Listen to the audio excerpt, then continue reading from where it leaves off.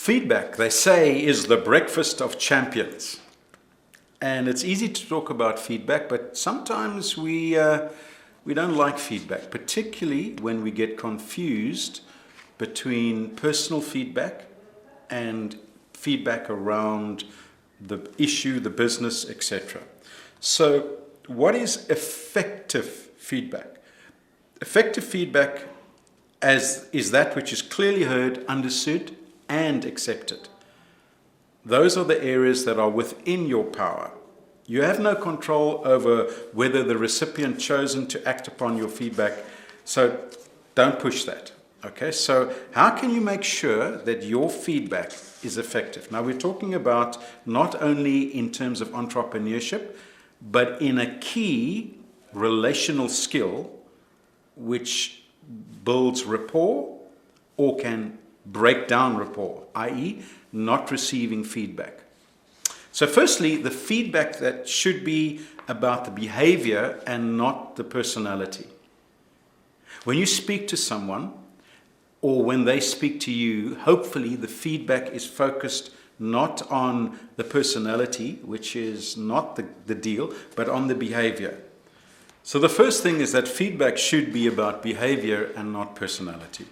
The first and probably the most important aspect or rule of feedback is to remember that you're making no comment about what type of person they are or what they believe or value. You're only commenting on how they behaved.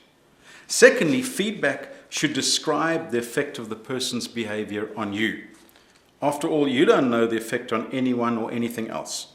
You only know how it made you feel or what you thought.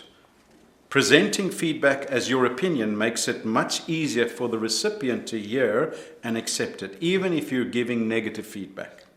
Thirdly, feedback should be as specific as possible, especially when things are not going well. And we all know that it's tempting to start from the point of view of everything you do is rubbish. And of course, that's an overstatement, etc. Don't do that. Think about specific occasions and specific behavior and point it out exactly what the person did and exactly how it made you feel. And that's another thing. Use I statements rather than you statements. By that I mean, when you say you, it's already making that person get on the defensive. But when you say I felt dishonored or unhappy when you said that in front of the boss. I felt that and the difference is you took all the glory. There's a big difference there. Okay. The next one is feedback should be timely. It's no good telling someone about something that offended you or hurt you or rubbed you up the wrong way 6 months after the fact. You know, that's not in the radar screen anymore. Feedback, therefore, needs to be timely and that means while everyone can still remember what happened. If you have feedback to give, then just get on and give it. That doesn't mean without thought. You still need to think about what you're going to say and how. And then, fifthly, pick your moment. There are times when people are feeling open to feedback and times when they aren't. For example, an angry person just won't want to accept feedback, no matter how skillful you are in giving that feedback. So wait until they've calmed down quite a bit. Now that was giving. What about receiving? That's equally important, receiving feedback. It's also important to think about what skills you need to receive feedback, especially when it's something you didn't want to hear, and not least because not everyone is skilled at giving feedback. So here are a few thoughts. Be open to the feedback. You know, in NLP, neuro-linguistic programming, they have a principle and they say, there is no failure, only feedback. And when I first heard that, I thought, really? But when you think about it, you can look at the thing and crumble because of what happened. Or you can say, well, that didn't go so well, and disassociate yourself from the event. And that's one of the things that people sometimes do. They confuse the event with their value. So when they get feedback that there was something wrong with the product or something wrong with the service, they hear there's something wrong with me. And that's not what was being said.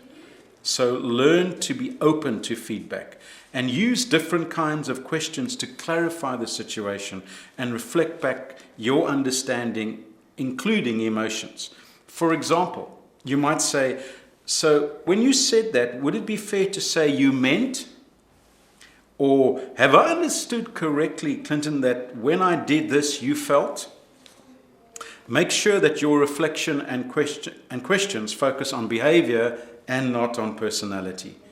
Even if the feedback has been given at another level, you can always return the conversation to the behavioral, i.e. the person's starting to move into the realm of the emotions, go back to the behavior. And finally, always thank the person who has given you the feedback. They've already seen that you've listened and understood, now accept it. So an entrepreneur receiving feedback, and here's the difference. The business owner doesn't really like feedback because he gets the impression, feedback, there's something wrong with my product or service. Whereas the entrepreneur seeks it, is hungry for it because they want to do it better, stronger, faster, etc. So learn to welcome feedback, even when it's not that palatable, even when it's not that great to hear the thing. Feedback is the breakfast of champions.